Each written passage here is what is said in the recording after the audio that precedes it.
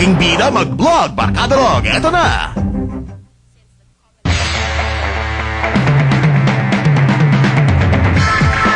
She's gone a long way from being just the prom-d girl with that powerful belt-out voice. Hindi lang pang Pinoy ang kanyang talent dahil kilala rin siya world over sa pagiging nag-iisang songbird ng Asia, Miss Regine Velasquez.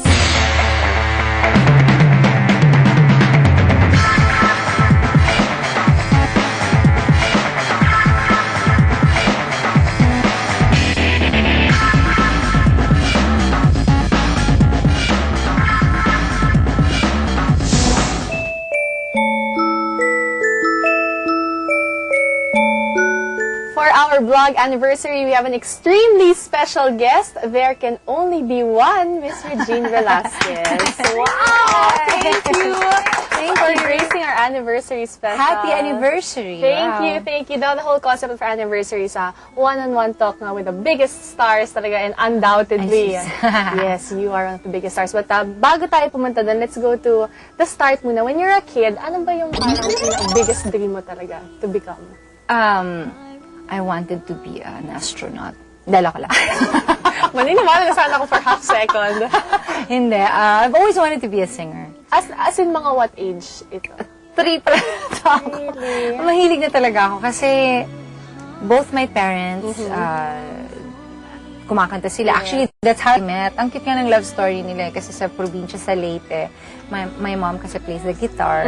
Tapos, pagka bilugang buwan, ang parang activity ng mga kabataan doon. Parang tapos, that's how they met.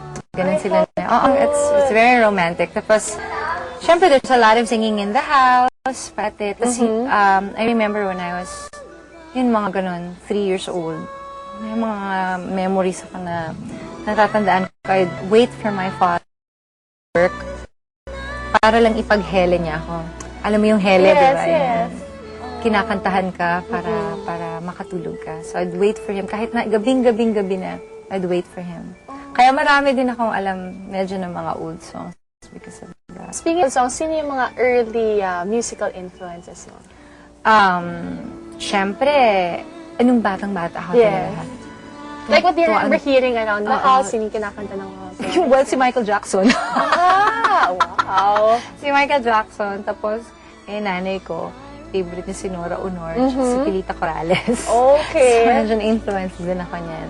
But, nung growing up, I remember seeing Lea Salonga on TV. Ngayon ko nga lang naalala yun. Tapos sabi ko, gusto ko siya kumanta. Wow! Si Lea Salonga. Bata pa rin siya nun.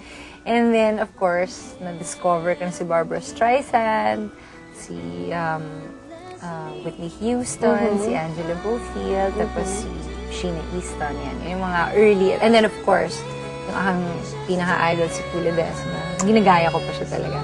Wow! Yun na yun. Ang galing, nakaka-amaze to find out that such a big star, mayroong mga idols na big star din, tapos now you all work together, you're all in the same industry. Ang galing. So, when you were growing up, ito yung mga musical influences mo, and syempre your dad was always there for you. Pero, what did you do para mahasa? Were you parang sinasali kami sa contest, or were you the type na pinapakanta pag family gathering, like that? Pareho.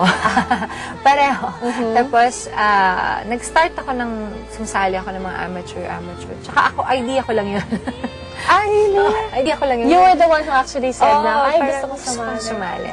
When I was 5 years old, 5 or 6, I joined the singing contest. Ako lang yung bata, lahat natatanda yung ano ko. Tapos, hindi ako kinakabahan. Hindi talaga ako kinakabahan. I remember, I sang Buhat, yung kay Rico Puno. And my father taught me that song. Talagang word per word lahat. Melody, lyrics, lahat. Tinulong niya sa akin. Tapos tumungto ako sa stage. Tapos nakita ko ang daming tao. Tapos mataas yung stage eh. Sa Leyte to, sa probinsya. And I remember, when they started clapping, kasi parang cute na cute sila dahil I was so small so tiny. I remember liking the feeling na yung pinapalakpakan ka parang, and then since that time, since that moment, I knew already what I wanted to do. Yung pala yung story nun. And then, during that time, syempre, there are so many stories of yung parang kung paano ka talaga tinutukan ng dad mo for training how to be a good singer. Ano yung fondest memory mo or favorite parang magiging tip mo for everyone who wants to become a singer na tinuro ka ng dad mo? Na tinuro ng tatay ko, siguro yung patience. Kasi, alam mo yun, hindi siya nagmadali na we'll get somewhere. Basta sinabi niya sa akin, mag-practice ka lang ng mag-practice. And one day you will reach your dreams. Ano yung ganun sa akin. Yun lang yun. Kasi, tsaka, tatay ko, patient, napaka-patient na tao, tsaka matyaga. Which I think I also got. No? So, pareho kaming ganun. Yung talagang sinatyaga namin. I remember after winning bagong kampiyon, I was mga 14 years old. Siyempre, after nun, wala na, no? So, hindi na ako makasali ng ibang contest kasi I already won biggest contest. Parang gano'n, on TV. So, ang iniisip naming next step is professional na talaga. So, we tried doing that. Siyempre, kailangan mong hindi porket naman, hindi kagaya kasi ngayon na pag nanalo ka ng contest, you have the whole, kumbaga, binabackupan ka ng buong network. May plano na for that. Time kasi na yun, you have to talagang still start from scratch. Talagang, I remember, sobrang hirap ng buhay namin. But, you know, nag-guest ako sa dito sa Channel 2, kahit saan-saan channel, kahit saan-saan ano. I remember yung nanay ko, nagsanla na siya ng wedding ring niya. What? Wedding ring? pamasahe kami. Oo, I remember that. Parang, oh my God. Oo, meron ganun talaga. Pero, but, you know, parang, ito na yung kinalabasan lahat. Eto na talaga. And what an eto it is. Grabe. I'm seeing those stories pero eto na, Naaalala ko na nga lang din eh. galing. Parang, it's funny. Parang now, parang pag dati, parang, ang lungkot naman. Pero pag naiisip ko ngayon, parang, ang cute.